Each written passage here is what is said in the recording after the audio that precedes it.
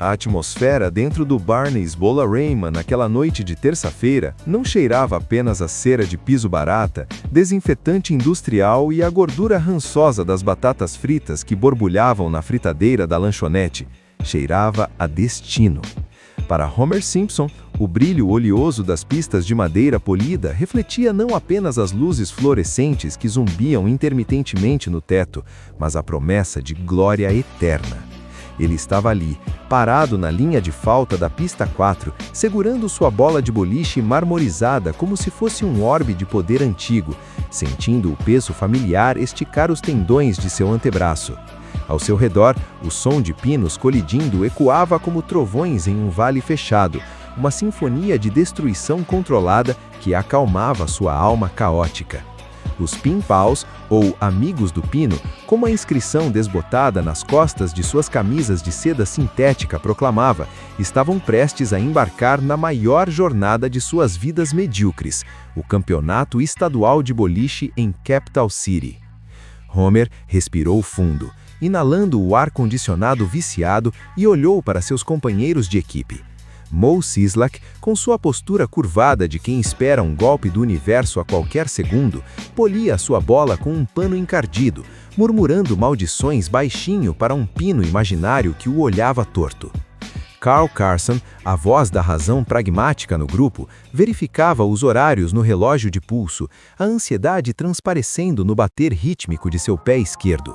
Ned Flanders, irritantemente impecável em seu uniforme, sorria com aquela serenidade beatífica que fazia o sangue de Homer ferver e gelar ao mesmo tempo, sussurrando uma oração de agradecimento pela graça das canaletas.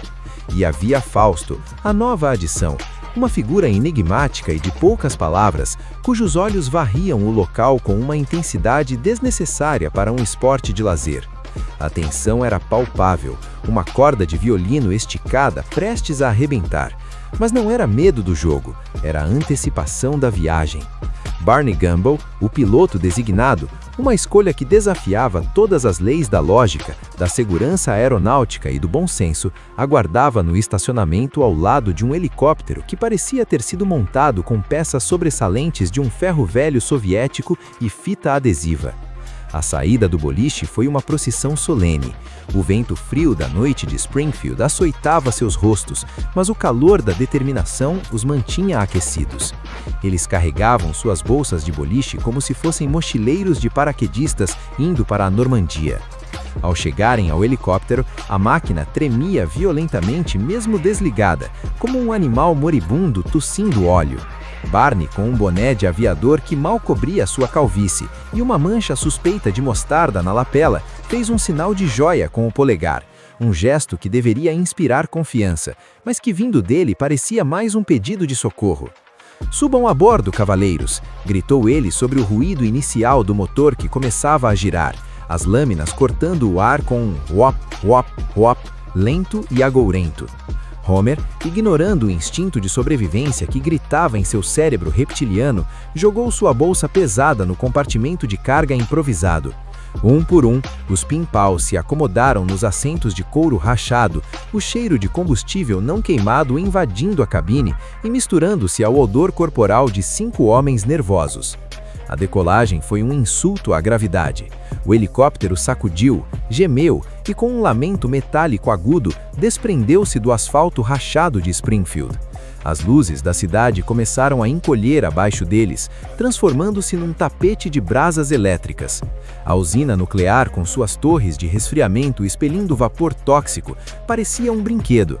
A casa dos Simpsons, um ponto insignificante na Evergreen Terrace. Homer pressionou o rosto contra o vidro frio da janela, observando o mundo que conhecia desaparecer, substituído pela escuridão vasta e indiferente das montanhas que se erguiam no horizonte como dentes de um gigante adormecido. A conversa na cabine era forçada, piadas nervosas sobre a qualidade do catering aéreo de Barney, que consistia em um saco de torresmo aberto no painel. Mas à medida que a altitude aumentava e o ar se tornava rarefeito, o clima mudou. As montanhas nevadas, picos brancos e proibitivos aproximavam-se rapidamente. O vento uivava contra a fuselagem, empurrando a pequena aeronave como uma folha seca na tempestade. Foi então que a luz vermelha no painel piscou. Não foi um aviso sutil, mas um grito visual estroboscópico. O alarme de excesso de peso começou a berrar, um som estridente que perfurava os tímpanos. Barney, lutando com um manche que vibrava violentamente em suas mãos suadas, olhou para trás com os olhos arregalados de pânico genuíno. "Estamos pesados demais! Alguém trouxe chumbo?" Ele gritou, a voz falhando. O olhar de todos se voltou para o compartimento de carga. As bolsas de boliche.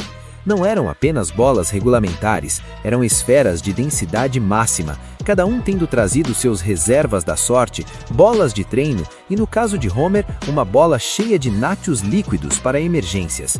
A física, implacável e sem humor, cobrou o seu preço. O helicóptero, incapaz de gerar sustentação suficiente no ar rarefeito da montanha, começou a perder altitude. O pico de Mount Springfield, uma agulha de rocha e gelo, cresceu na janela dianteira com uma velocidade aterrorizante.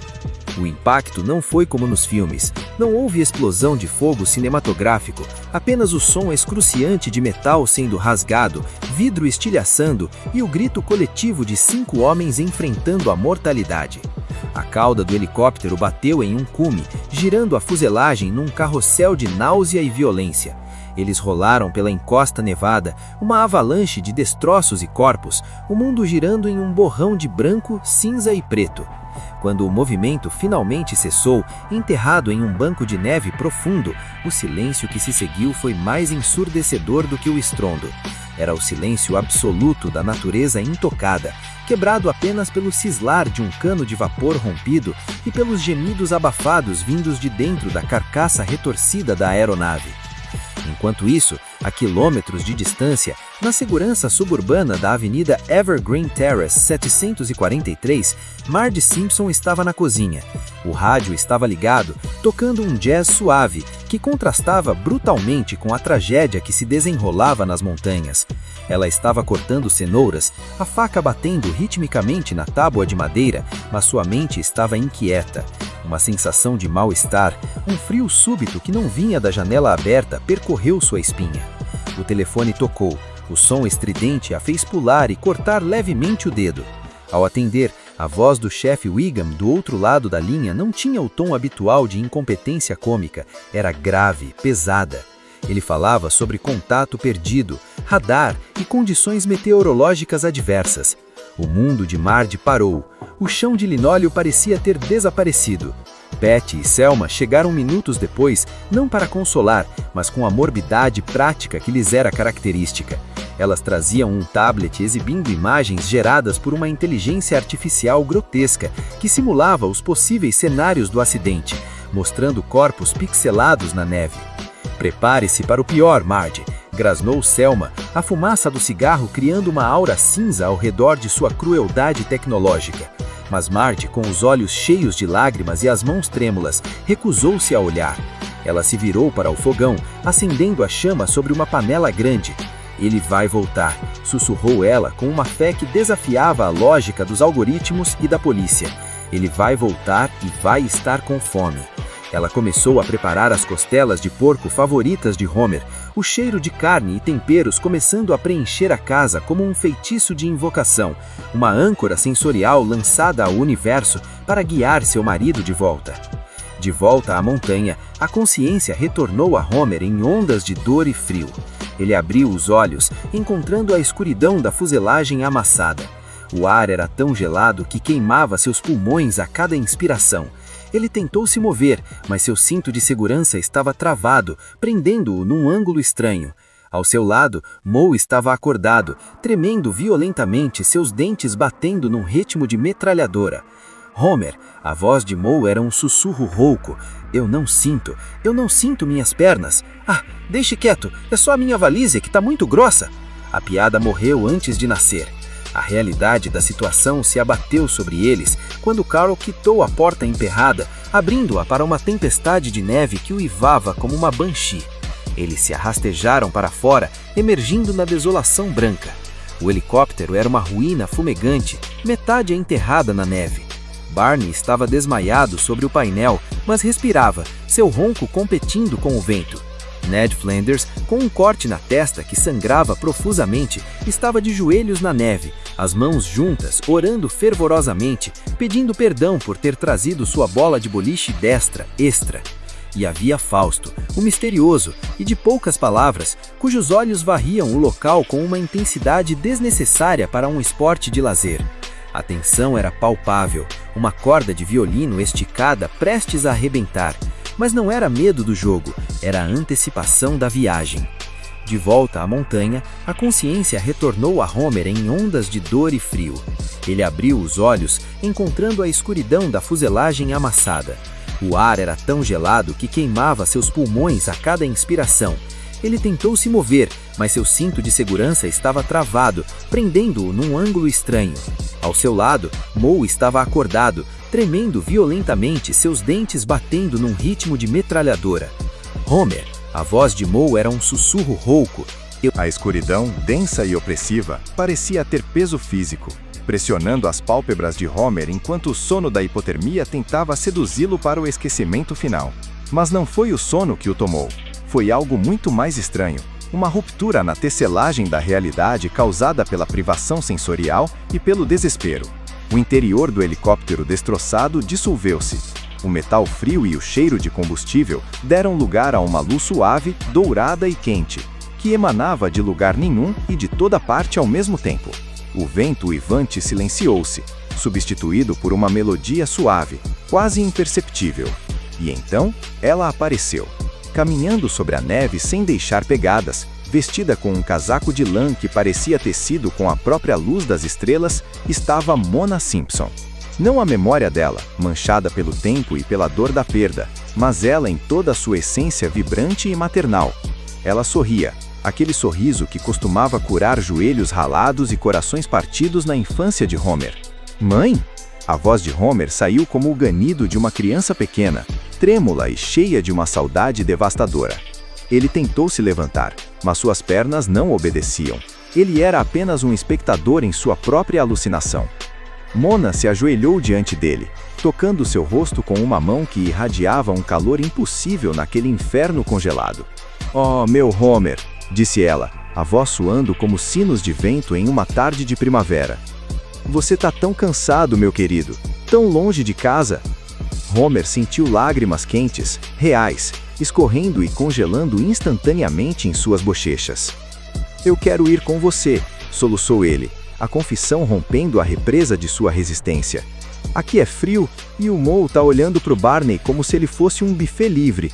Me leve pro céu, mãe. Tem bolo lá, não tem?"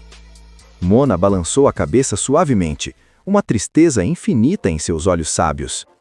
"Eu não estou no céu, Homer, e você ainda não pode vir. O cheiro.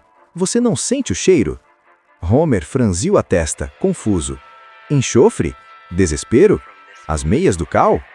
Mona riu, um som cristalino. "Não, meu bobo. O cheiro de casa." E então, como se uma janela tivesse sido aberta em sua mente, ele sentiu. Atravessando quilômetros de neve, vento e montanhas, desafiando todas as leis da física olfativa, o aroma chegou até ele. Era inconfundível. Costeletas de porco, temperadas com aquele sal especial que só a Marge comprava no Quick Mart, fritando na manteiga, com um toque de alecrim. O cheiro não era apenas comida, era vida, era a promessa de um sofá afundado com a sua forma, de uma TV ligada, de filhos barulhentos e de uma esposa que, contra todas as estatísticas prováveis, ainda o amava. A visão de Mona começou a tremeluzir, tornando-se translúcida. "Siga o cheiro, Homer", ela sussurrou, sua forma se dissolvendo em flocos de neve brilhantes. "Siga o amor." Homer acordou com um grito, puxando o ar gélido para os pulmões como se estivesse emergindo de um afogamento. A luz da manhã cinza filtrava-se pelos buracos da fuselagem. Ele olhou ao redor. Seus companheiros estavam imóveis, congelados em poses de miséria, cobertos por uma fina camada de geada. Mas Homer não sentia mais frio. Ele sentia um propósito, uma fornalha acesa no peito alimentada pela alucinação e pela fome voraz. Ele se levantou, cambaleando, suas articulações estalando como madeira seca. "Acordem!" ele rugiu, sua voz rouca quebrando o silêncio sepulcral. Ele chutou a bota de Moe, sacudiu Ned pelos ombros e deu um tapa na cara de Barney, 2 vezes, só para garantir. Nós vamos sair daqui. A Marge fez costeletas. O plano de Homer era a definição de insanidade impulsionada pela adrenalina. Ele encontrou a corda de reboque de emergência no compartimento de carga. Com dedos entorpecidos e desajeitados, começou a amarrar seus companheiros de equipe, um por um. Barney, ainda meio grogue, murmurou algo sobre serviço de quarto, enquanto Ned pregava, acreditando que Homer era um anjo enviado, ou um demônio, dada a brutalidade dos nós. Fausto, porém, recusou-se.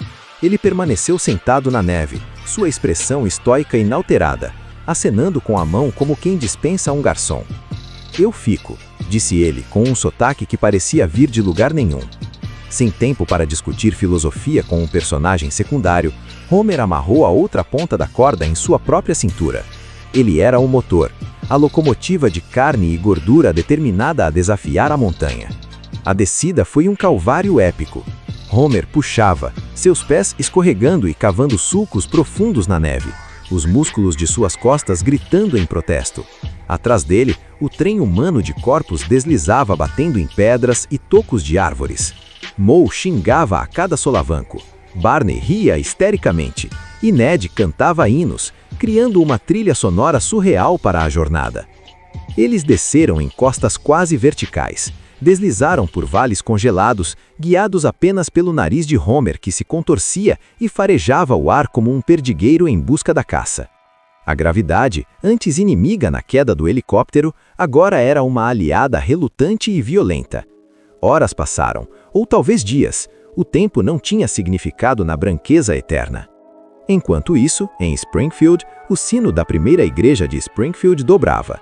O reverendo Loveboy estava no púlpito, sua voz monótona ecoando sobre uma congregação vestida de preto. Marge estava no banco da frente, ladeada por Bart, Lisa e Neg. Ela não usava preto, ela usava seu vestido verde habitual, segurando uma espátula como se fosse um cetro. As pessoas sussurravam, olhando para ela com piedade e confusão.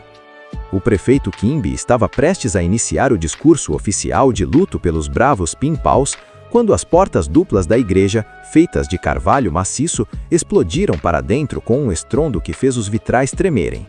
Não foi um anjo que entrou, foi uma massa de neve, exo e humanidade exausta. Homer Simpson, parecendo um Yeti que tivesse passado por uma máquina de lavar, estava na entrada adefante e com vapor saindo de seu corpo superaquecido pelo esforço. Atrás dele, arrastados pela corda, vinham Moe, Carl, Barney e Ned, parecendo pacotes de correio maltratados. O silêncio na igreja foi total, absoluto, até que Homer, com os olhos fixos em Marge e ignorando completamente a santidade do local, gritou com a última gota de ar em seus pulmões: "Cadê as costeletas?" O caos que se seguiu foi de pura euforia. Marge correu pelo corredor central, as lágrimas finalmente caindo livremente, não de dor, mas de alívio avassalador. Ela se jogou nos braços de Homer, que cheirava a suor, neve suja e heroísmo acidental. A congregação explodiu em aplausos. Bart gritou "ai caramba" com orgulho genuíno, e até o reverendo Loveboy sorriu, fechando sua Bíblia. Eles tinham desafiado a morte, a gravidade e o bom senso.